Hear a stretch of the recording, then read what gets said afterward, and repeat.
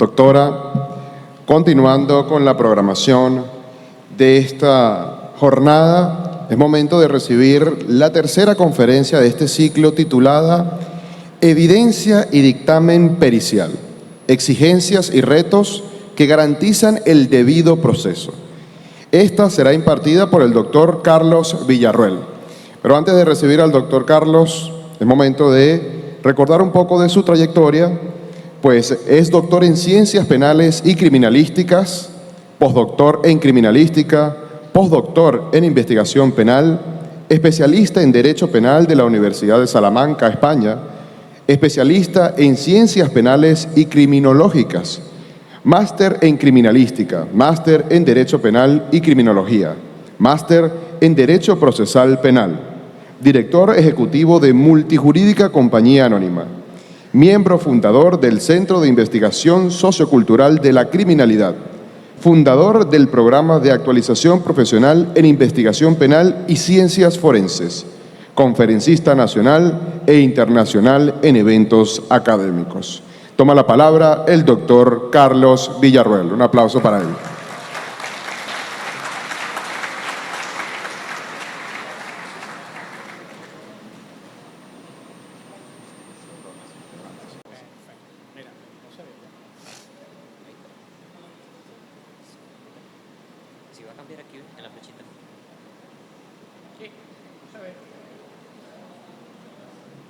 Bien, muy buenos días.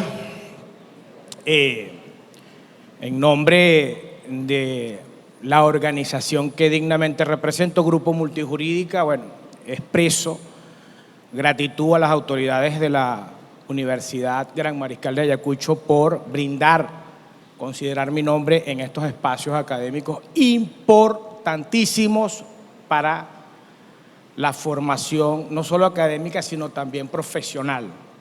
Celebro mucho que hoy sábado tengamos un público bastante nutrido, bastante formado en la mañana de hoy, y celebro las ponencias que me antecedieron, en especial la ponencia sobre IA.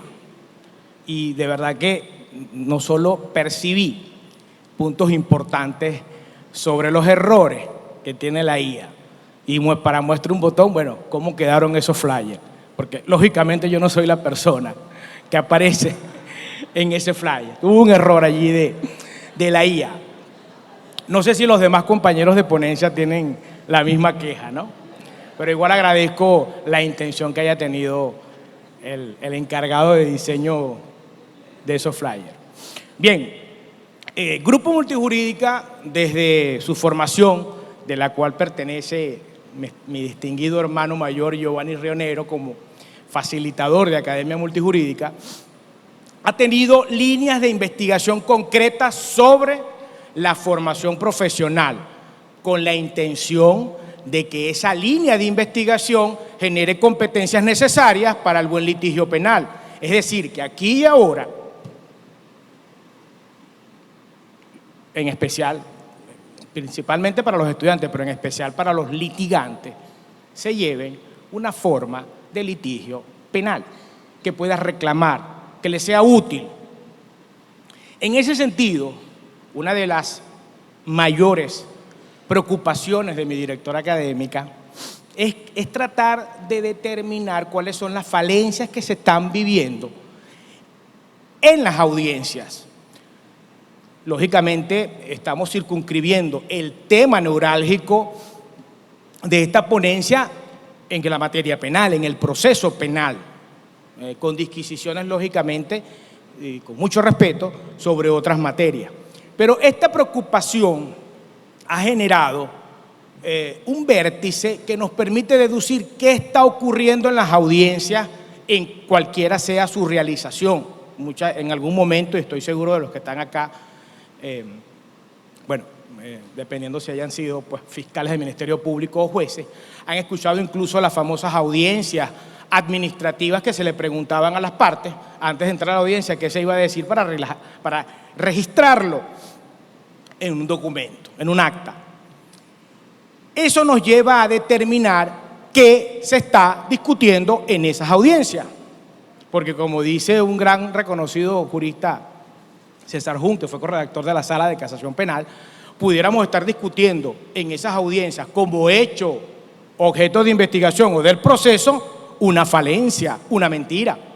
Entonces ese ha sido el punto neurálgico del Grupo Multijurídica, bueno, determinar que estamos, cuál es el papel, y vaya esta jornada que ha tenido como iniciativa propia la Universidad Gran Mariscal de Ayacucho en conjunto con instituciones muy respetables como el Colegio de Abogados del Estado Anzoátegui y el Instituto Juvarop, a quien me honra, bueno, cada vez que me hacen una invitación a acudir. Entonces el punto es que se está debatiendo en esas audiencias y lógicamente tenemos que recurrir a verificar que esa equivalencia de condiciones procesales, parte y dirimir del proceso, que sería el juez, tiene que estar orientada a la razón de la acreditación de ese hecho, que lógicamente va a ser reflejo de una verdad, a través de la evidencia. Y allí vamos entonces a determinar qué puntos concretos, necesarios, importantes por demás, representa la evidencia como materia prima del proceso penal, pero representa para su fundar decisiones.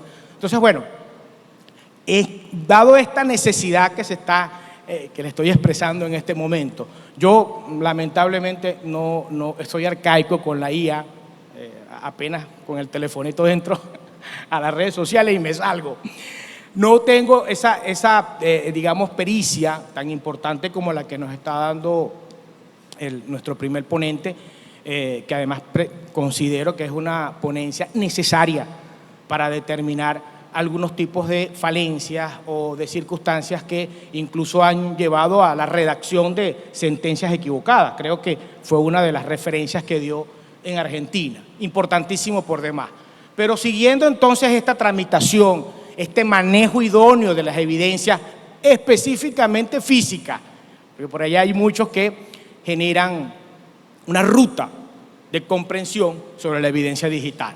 Hasta allá todavía está la investigación caminando, está en pañales. Pero acá específicamente la necesidad es determinar cuáles son las herramientas, los mecanismos, las competencias de los litigantes para exigir en esas audiencias que se discuta la aproximación más idónea a la esfera, pues nos decía nuestros antiguos, para los de la vieja escuela, claro está, nuestros antiguos profesores, Hernán Crisanti Aveledo y Arteaga Sánchez, acércate a la esfera de dominio del hecho. Pero en este caso, aproximarnos al núcleo de esa verdad. Entonces, recurrimos a la evidencia.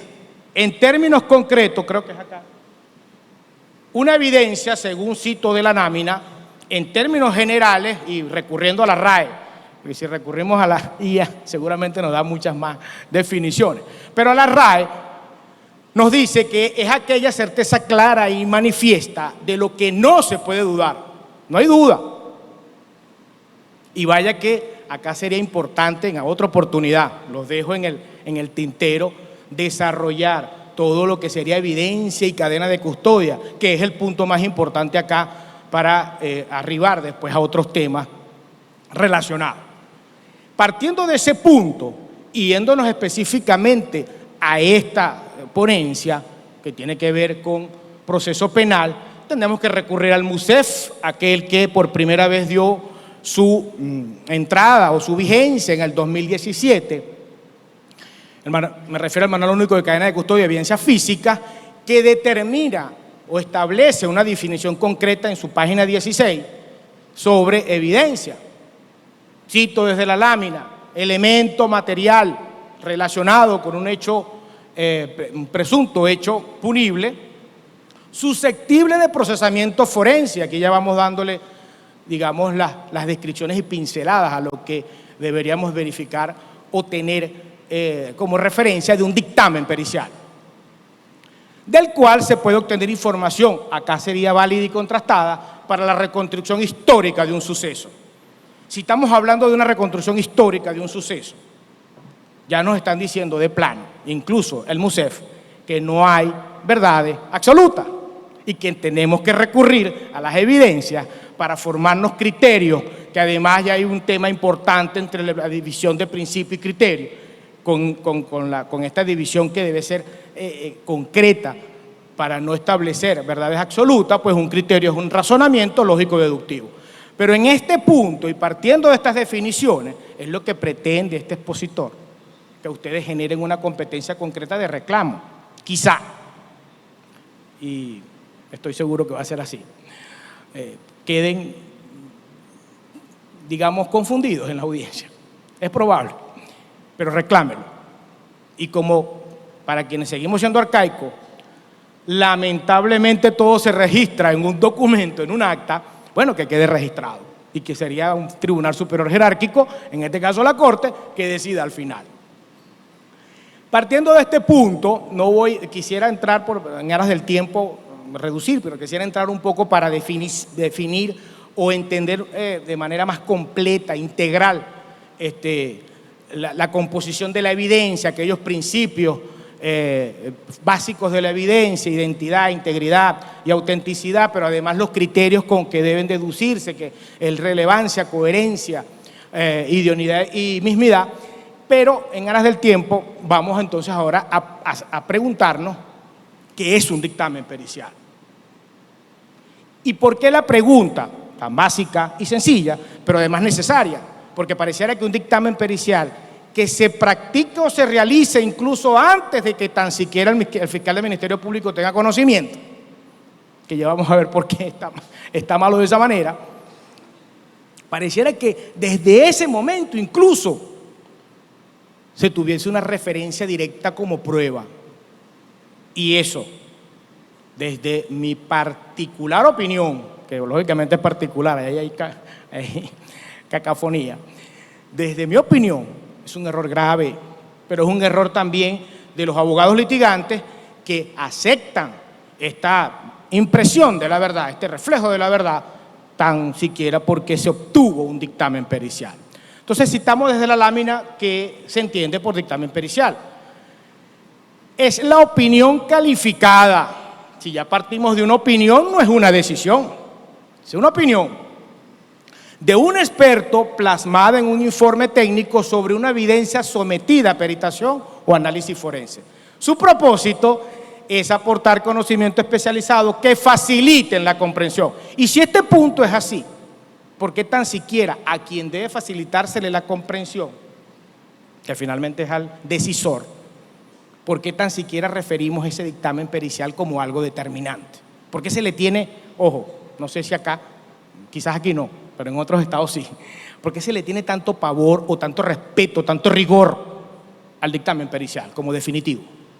Pareciera que no hay forma ni manera de cuestionarlo, señalarlo, viciarlo, denunciarlo. Finalmente, de aspectos técnicos científicos sobre la evidencia respecto al hecho objeto de investigación. Acá se resaltan en amarillo las palabras clave. Esta regulación del dictamen pericial, lógicamente, no puede ser relajada.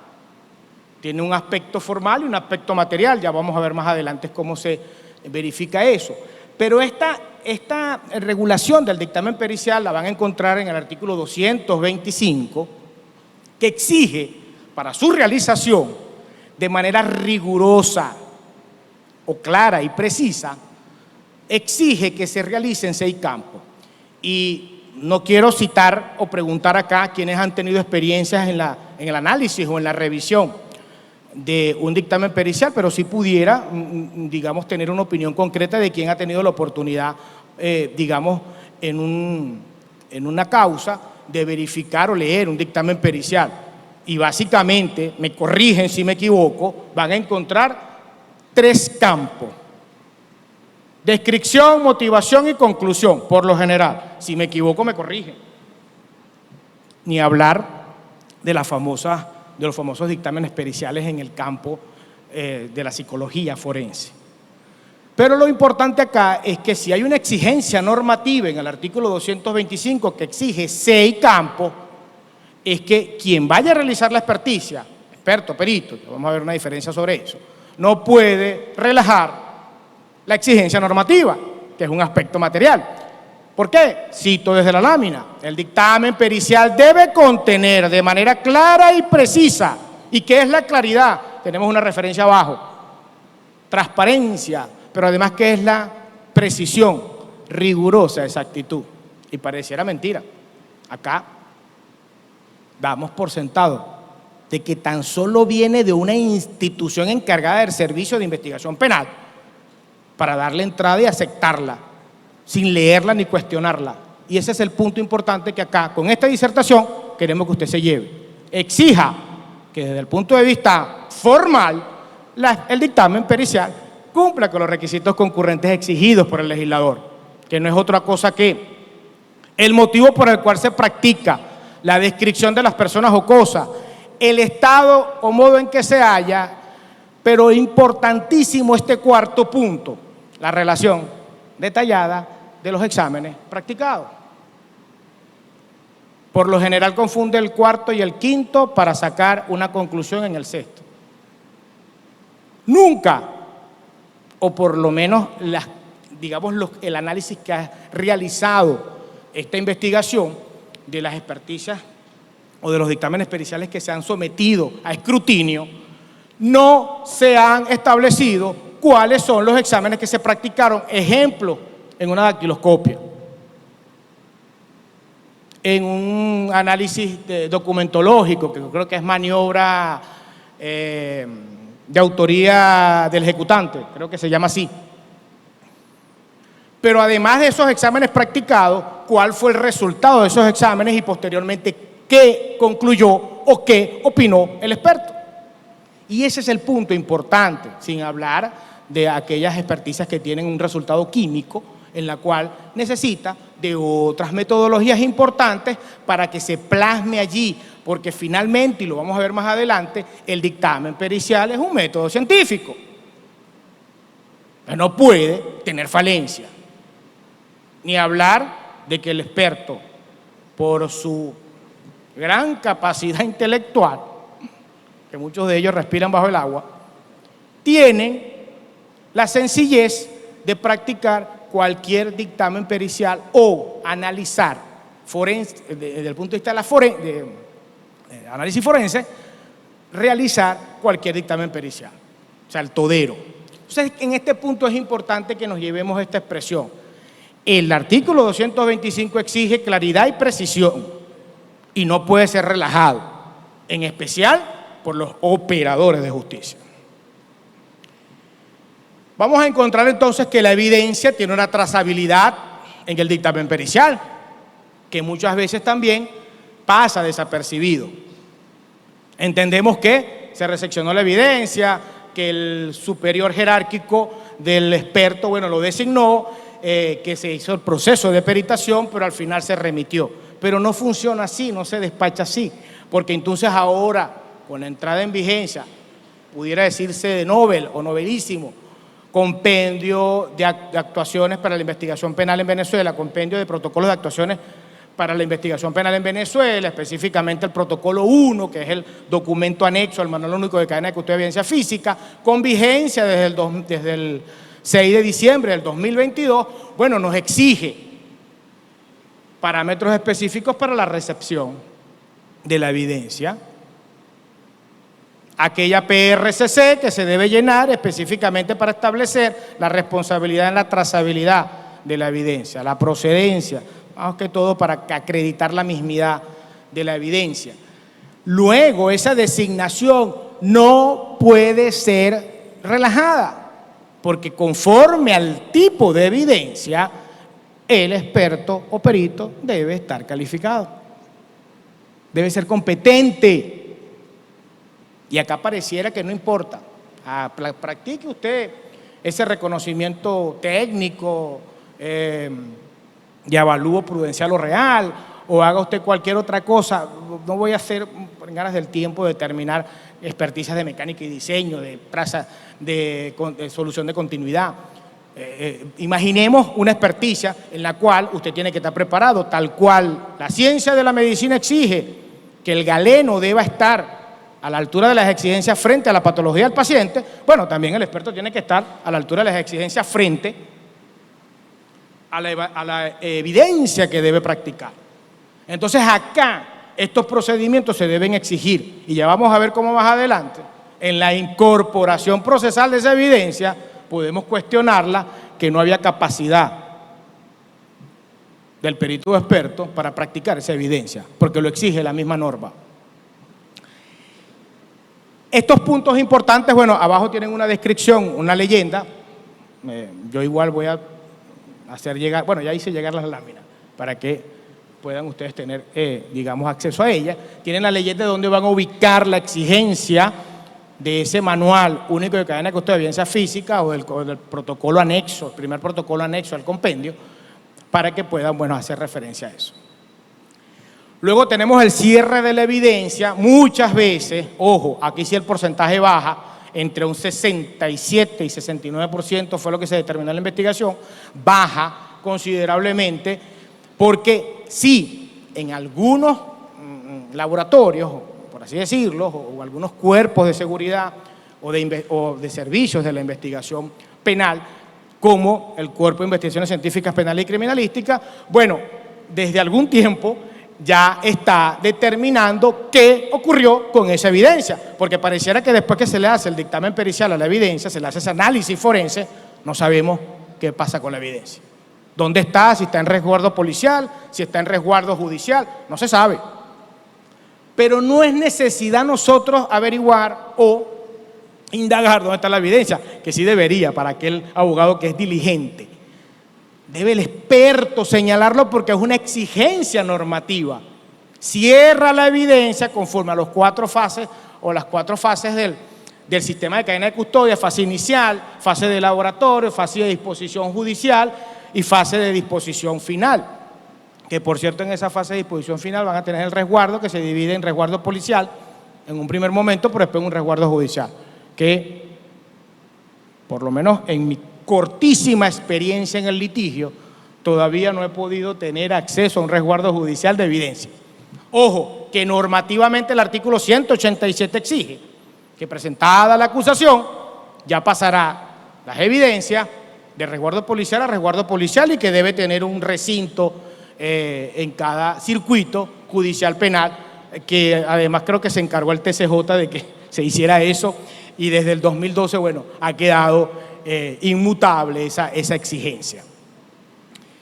Entonces, lo importante acá es que la evidencia debe cerrarse después del análisis forense y debe explicarse de qué manera se cerró.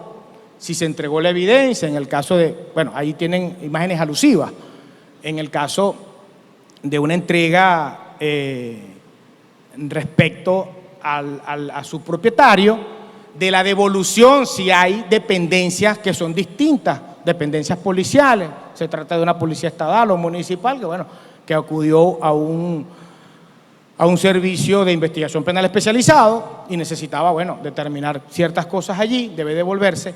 Se pudo consumir la evidencia en peritaje, aquellas partículas que se someten al espectrocromatógrafo, los haces son tan incandescentes que destruyen la evidencia. Pero también podemos hablar de apéndice piloso o cualquier otra evidencia que por su morfología deba o necesite circunstancias o acreditaciones, circunstancias de preservación. Líquido seminal, evidencia hematológica, en fin, la que puedan entrar en esta disquisición. Y finalmente la destrucción, bueno, la droga se destruye, yo creo que acá la mayoría de los que han litigado lo saben, las armas con el tema del desarme se destruyen y así cualquier otra evidencia que requiera destruirse. Entonces, importante vayan anotando, tercera competencia o sugerencia, debe verificarse al final de cada dictamen pericial cómo se cerró la evidencia, porque esa evidencia puede ser objeto de peritación nuevamente. No vamos a hablar de contraexperticia ni de nueva peritación, de segunda peritación, pero sí de una nueva peritación. Y vamos a ver cómo funciona más adelante. Acá vamos a ver vamos a apreciar de la lámina que su título es La actitud con P de los expertos. y no con C. Porque nuestro cuerpo, nuestra mente, lo dijo el primer ponente, cuando nos proponemos algo quizás lo alcanzamos, pero si usted no está preparado, muy poco probablemente lo pueda alcanzar. Entonces el experto tiene que tener capacidad y se lo exige el artículo. Deberá poseer título en la materia relativa sobre la cual dictamina, siempre que la ciencia, arte o industria esté reglamentado. Y si no, se recurrirá a las experiencias, a eso que usted tiene como experiencia, digamos, adquirida. Acá va a encontrar una definición tan tediosa que durante muchos años se trató como sinonimia y resulta que hay una clara diferencia. La primera, un perito es un experto que además del dominio técnico dispone de amplios conocimientos sobre el funcionamiento de los juzgados y de los requisitos de todo dictamen pericial. Un experto es un profesional con amplios procedimientos en un área concreta. De tal manera que, con la exigencia normativa del artículo 224, el primero es un experto y en el caso contrario, el primero es un perito y en el caso contrario es un experto.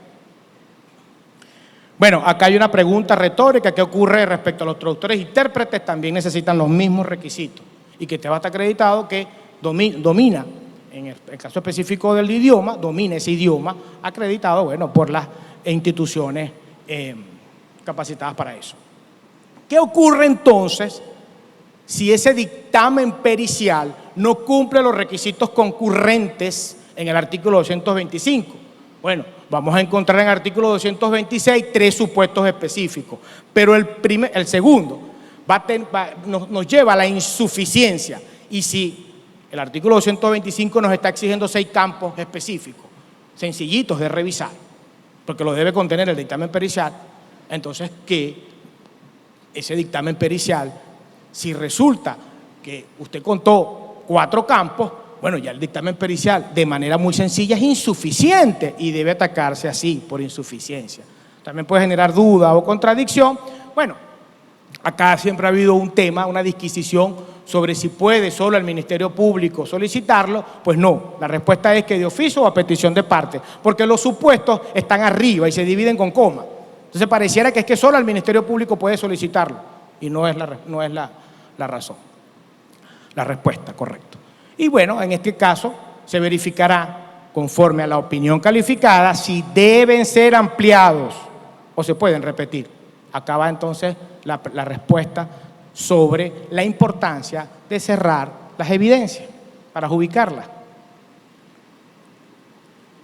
Su incorporación procesal ocurre, la del dictamen pericial lógicamente, por 3 vías principales: por oficialía acusatoria al Ministerio Público, bueno, en el caso específico de delitos perseguibles de acción pública, porque también puede ser delitos perseguibles de acción privada y usted puede tener un dictamen pericial allí. Por acusación particular propia, por facultades y carga de las partes, aquellas que describe el artículo 311, y excepcionalmente por prueba anticipada. Yo con excepcionalmente no estoy de acuerdo, pero hay juristas muy respetados que me han dicho sí, sí y sí, y por eso está allí. No tenemos verdades absolutas. Y bueno, será en otra oportunidad que se me permita ampliar por qué yo considero que no debe ser por prueba anticipada. Entonces, ¿pero qué se promueve? Y acá hay un tema importante que, por lo menos el doctor Giovanni, que sí estuvo mucho tiempo en una dirección de línea general del Ministerio Público, nos puede ayudar. ¿Qué es lo que se promueve como medio probatorio?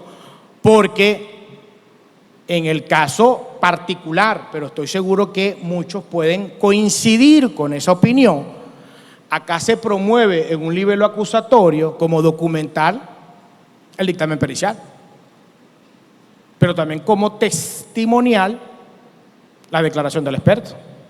Entonces, ¿qué es lo que se promueve?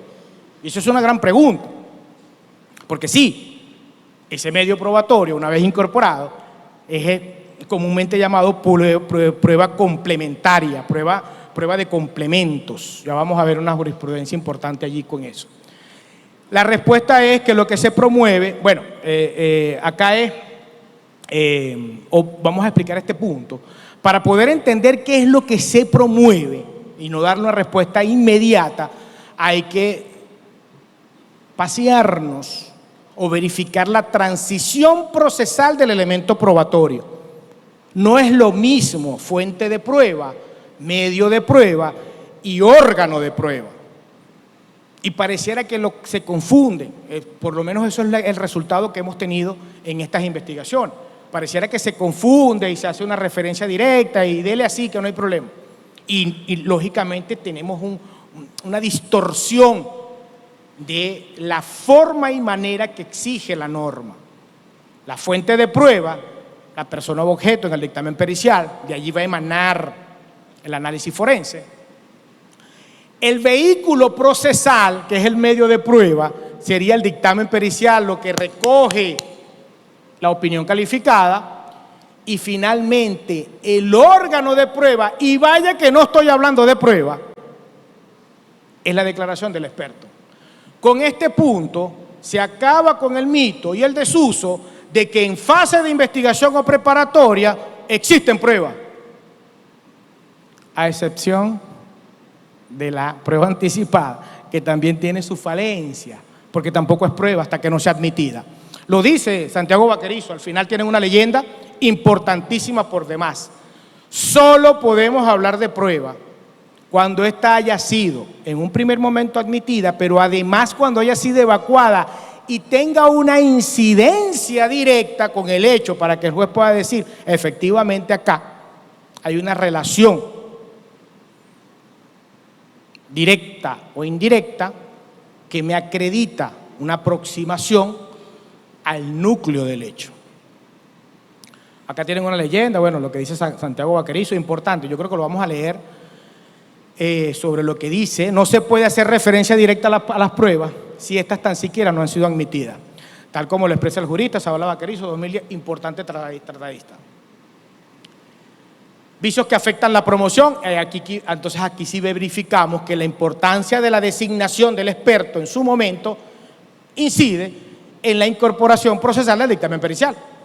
Acá sí de repente quizás es un poco más técnico, pero importante tomar nota, porque es la manera de usted, al final de la audiencia preliminar, por la cual debe el juez de control pronunciarse sobre la legalidad, la licitud, la necesidad y pertinencia de los medios probatorios.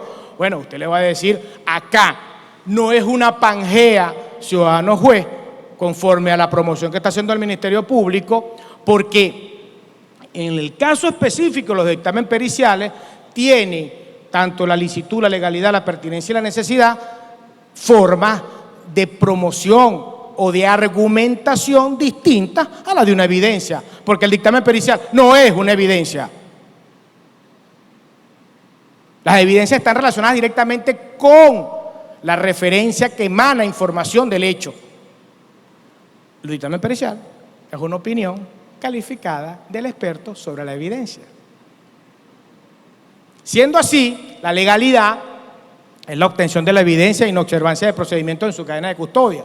Te va a atacar si esa evidencia que fue objeto de peritación, cómo tuvo un manejo inidóneo. Por cierto, acá hay que diferenciar legalidad de licitud, no es lo mismo. Y siempre usted ve que dice, bueno, este medio probatorio es útil, legal, lícito y pertinente por esto y por esto y por esto. El mismo corte y pega en todo. Entonces, por lo menos no, en el dictamen pericial, hagan un freno. Sí, utilice su corte y pega para todo lo demás, pero para el dictamen pericial dígame, conforme a la evidencia, si ese perito es idóneo y tiene relevancia de la técnica o método utilizado para la peritación. Esa es la forma de atacar al perito por impertinente. ¿Y cómo vamos a establecer esa impertinencia o esa falta de pertinencia para que no suene tan ofensivo? ¿Cómo se va a atacar?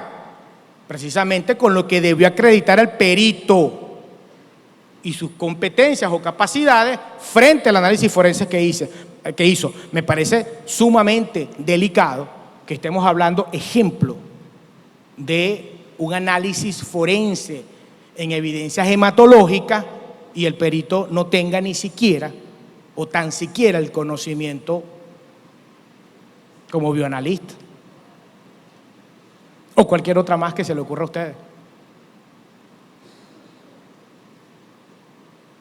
Una línea cromosómica de ADN, ácido acético o de ARN. Entonces, son temas importantes, muy trascendentales. Ácido desoxirribonucleico es lo que iba a decir. Entonces, es importantísimo determinar que esa pertinencia vicia la opinión calificada, la cual debe facilitar la comprensión de quién, del decisor. Entonces, si este señor está equivocado, ¿no se va a equivocar quien decide? Cuarta competencia, vayan anotando. Finalmente, la necesidad, veracidad de la peritación. Ojo, los dictámenes periciales tienen tasas de error. Entonces, veracidad de la peritación y sus conclusiones respecto a la comprobación científica del delito, porque además es una exigencia normativa también, el artículo 34 de la Ley Orgánica del Servicio de Investigaciones Penales del Cuerpo de Investigaciones Científicas Penales y Criminalísticas y CENAMEF. El artículo 34 dice que la definición de investigación penal o la única función es comprobar científicamente el delito. Y comprobar científicamente el delito es apegarse a los métodos científicos. Esto ha tenido mucha trilla, esta lámina, ha tenido muchas disquisiciones, incluso con mi directora académica que dice que eso es una locura, Carlos Villarroel. Pero si los actos procesales que exigen en forma imperativa o tienen el verbo en forma imperativa deberá contener, yo sí considero que el dictamen pericial deba ser objeto de control formal y material, tal cual como la acusación que presenta el fiscal. Porque si ustedes leen el artículo 308, en la parte superior dice, la acusación deberá contener, y le establece 6 requisitos o 6 exigencias importantes para que el fiscal pueda presentar esa acusación, porque si no es insuficiente. El acto de apertura a juicio, artículo 314, el auto de apertura a juicio deberá contener, y 6. Bueno, entonces, también lo dice el dictamen pericial, en la parte superior. El dictamen pericial deberá contener. Entonces, si me está dando un verbo imperativo de contenido, ¿por qué no debe tener un control formal y material? Y aquí vamos a ver cómo funciona. Verificar, ya lo hablamos, que el artículo 225 exige 6 requisitos concurrentes para que usted lo presente. Usted va a verificar en equivalencia de condiciones procesales, ciudadano, abogado, defensa técnica, si están presentes los 6 requisitos concurrentes. Y no que el experto le diga o el fiscal le diga, no, lo que pasa es que el cuarto está subsumido en el 5 y el 5 está subsumido en el 6, como muchas veces me ha pasado. ¿Por qué no puede relajarse? Porque el artículo exige claridad y precisión. Y la precisión es rigurosa exactitud. ¿A usted le dio flojera? Bueno, entonces ya su dictamen pericial, su informe pericial, eso que usted contuvo en un registro escritural, es insuficiente. Y así debe verse. Porque el problema también, y esto me lo atribuyo de manera muy particular, yo creo que radica en los litigantes, principalmente en los abogados defensores, que aceptamos muchas cosas. Con esto no quiero alusiones particulares, pero atribúyamela a mí. Hasta me regañaba la secretaria. Entonces, este punto, porque la única función del abogado es garantizar el debido proceso en las actuaciones administrativas y judiciales, y ese debido proceso es el cumplimiento de formas y condiciones procedimentales, es que nosotros velemos por eso. ¿Qué importa si es culpable o es inocente? Vamos a verificar que las formas y condiciones procedimentales se cumplan, porque es la función principalísima del abogado. Y ese es el punto, digamos, este es el esfuerzo que hace el Grupo Multijurídica porque esas líneas de investigación generen resultados y aportes importantes, funcionales y sustanciales a los litigantes penales, a los estudiantes en este caso. Esa sería entonces la forma de controlar o el control formal del dictamen pericial, correcto. Vamos a exigir que cumpla los 6 campos concurrentes.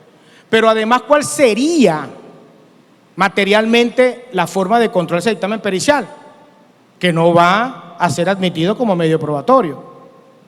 que no esté incurso o que no se configure ninguno de los supuestos del artículo 226. Porque si ese dictamen pericial, luego de su verificación, análisis y contraste, es dudoso, es insuficiente o contradictorio, entonces no puede ser utilizado como medio probatorio para arribar a una opinión calificada importantísima como esta. Y acá, importante, vamos con la... Han dormido los técnicos allá. Acá, corrijo, la anterior.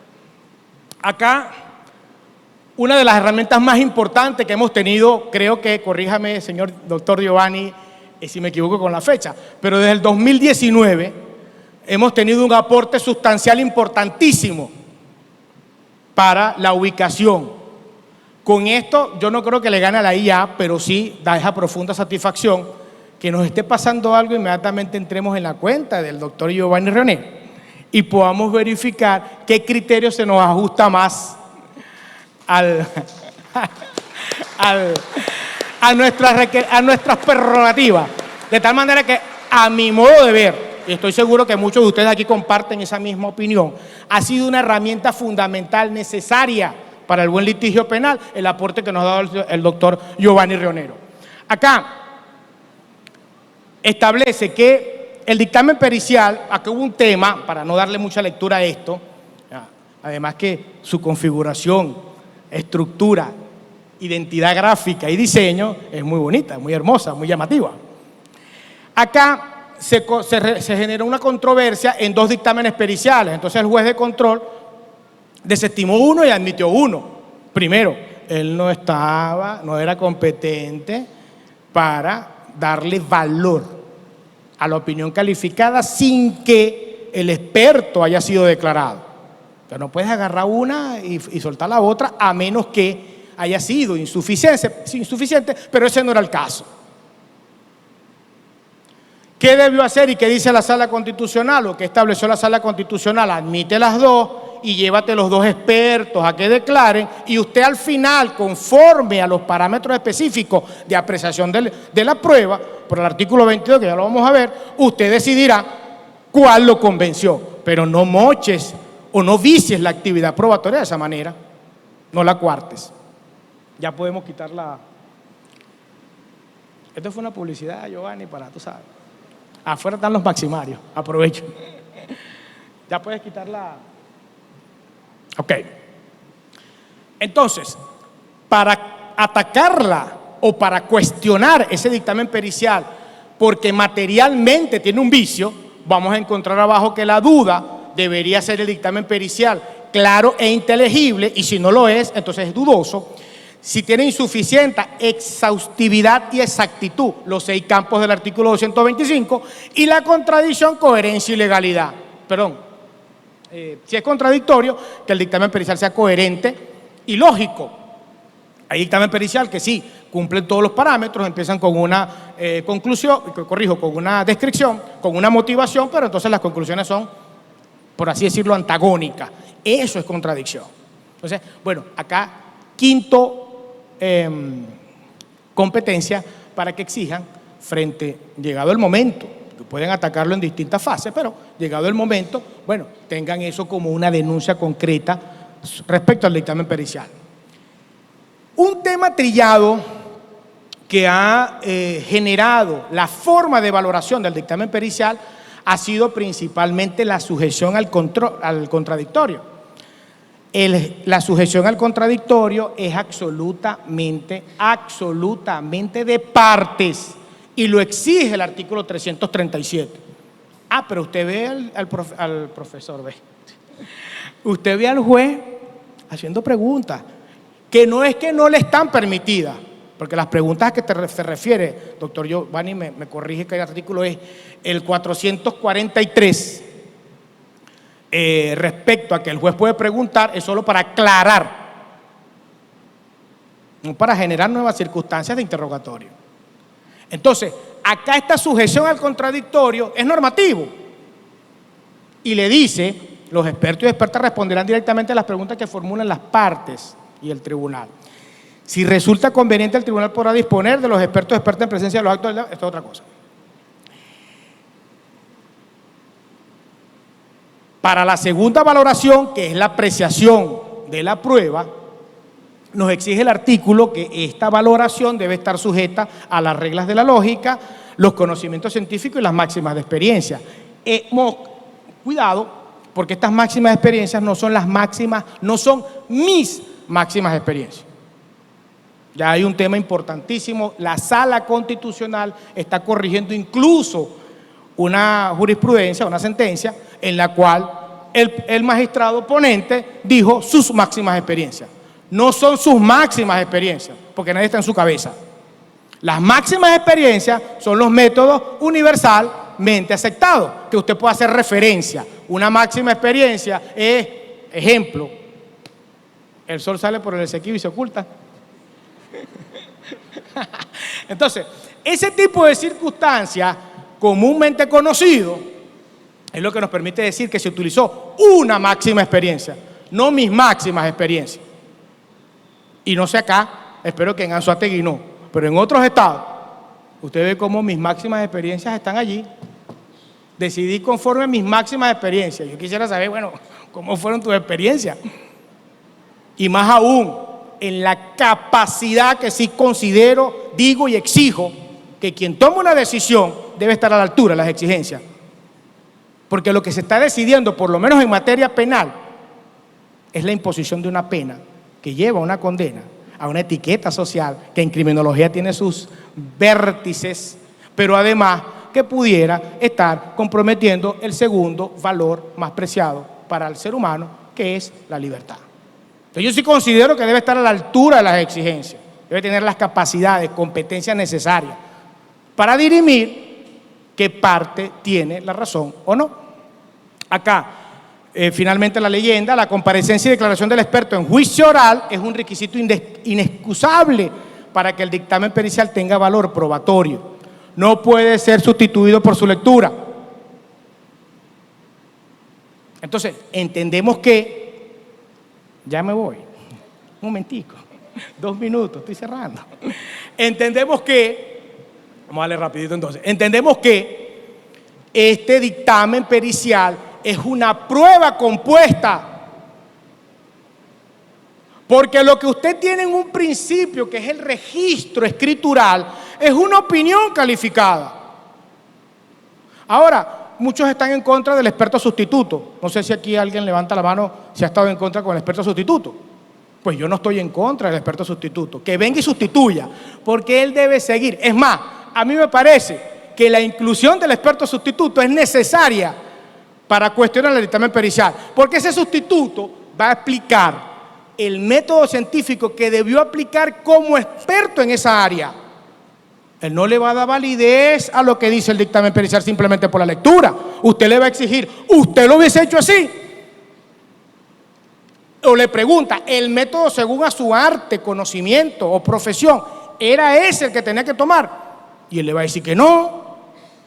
Y se va a separar, distar de del contenido del dictamen pericial. También me parece que el experto sustituto es necesario en todo porque lo que se va a debatir es el conocimiento científico que se aplicó en el dictamen pericial.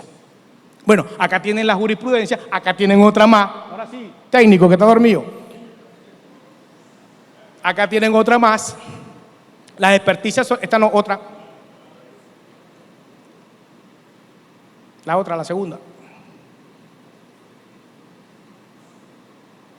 Bueno, tiene los datos, pero lo que habla las experticias, corrijo, en el flyer de Giovanni Rionero van a encontrar que es necesario que el experto deba comparecer a juicio para que le dé el complemento necesario a ese dictamen pericial y pueda ser admitido. O sea, no se basta por sí sola. Y no le tengan una referencia directa al dictamen pericial como que fuese algo indestructible. Por el contrario, creo que tiene muchas falencias y creo que tiene muchas fisuras por los cuales ustedes como nobles litigantes pueden atacarla. Acá los medios de valoración o los parámetros o los criterios que debe tener el juez para valorar no es solo circunscribirse a que el juez diga que valoró el dictamen pericial conforme a la exigencia del artículo 22, sino que ese artículo 22, por los 3 requisitos indispensables que se le exige, tiene que verificarse entonces cuáles parámetros utilizó. Y el primero serían los protocolos. Por lo menos en el dictamen pericial, usted respetó los protocolos para el manejo idóneo de la evidencia. Aquí tiene una advertencia, una adherencia a las guías de procedimiento de manejo de la evidencia y cadena de custodia. Porque si usted recibe una evidencia que tiene ruptura de la cadena de custodia, su dictamen pericial está malo, está viciado. Luego la falsabilidad, que esto tiene que ver ya con un tema importantísimo de grandes juristas e investigadores que incluso tuvieron problemas con el Círculo de Viena en su oportunidad, ¿no? Decían que si todos los cisnes eran blancos, entonces lógicamente todos los cisnes son blancos. Hasta que llegó y le mandó un cisne negro y le dijo, bueno, por más observaciones que afirmen una realidad, siempre una observación futura podrá refutarla. Y eso es lo que precisamente busca el criterio o el principio de falsabilidad. Usted tiene que someter la técnica o método utilizado bajo el fundamento científico que pueda ponerse a prueba. No es lo que usted diga, es que el método que utilizó se puede poner a prueba y va a tener ese resultado. Y finalmente el margen de error, lo que hablaba al principio, hay una tasa importante que no se describe en los dictámenes periciales. Pareciera que el dictamen pericial es infalible.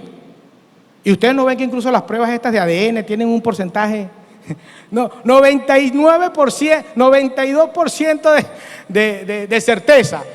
Hay un 8% que está ahí bailando. Y no es el límite borderline, como decía nuestro no, un anterior fiscal general que teníamos. Aquí hay unas recomendaciones. El dictamen pericial es un acto de investigación de la experticia, importante porque es un informe que debe ser claro y preciso, documentado por escrito, que contiene la opinión calificada del experto en el examen de la persona o cosa, en la valoración del descubrimiento del elemento de convicción. Esto nos lleva, lógicamente, al elemento de convicción, que no es evidencia. La evidencia es el zapato del elemento de convicción. Entonces, cuando usted le digan, tengo fundado y suficiente elemento de convicción, bueno, búsqueme las evidencias donde se sustentan esos elementos de convicción, porque la convicción es subjetiva. Nos convencemos libremente y no sabemos de qué nos estamos convenciendo. De papel, y el papel aguanta todo. Las partes deben verificar y constatar la trazabilidad de la evidencia que fue objeto de la experticia como garantía del debido proceso.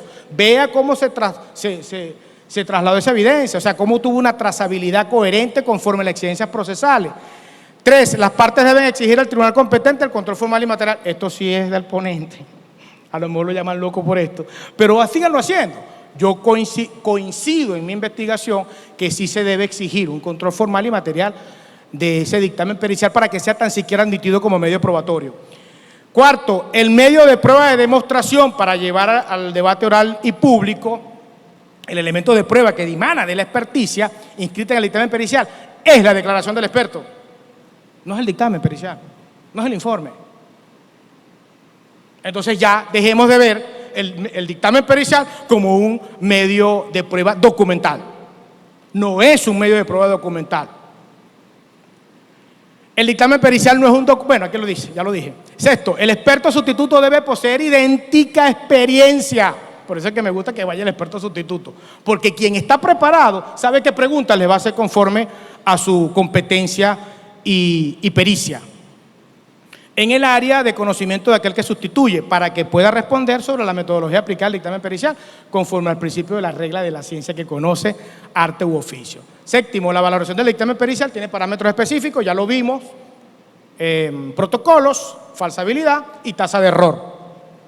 Finalmente, un mensaje. La denuncia por violación de debido proceso cobra fuerza y tiene eco cuando se develan omisiones sustanciales sobre las formas y condiciones procedimentales. Denuncie lo que falta. No deje que pase porque pareciera que usted lo aceptó. Muchísimas gracias por la oportunidad. Quedo a su disposición y espero que se hayan llevado por lo menos 3 competencias.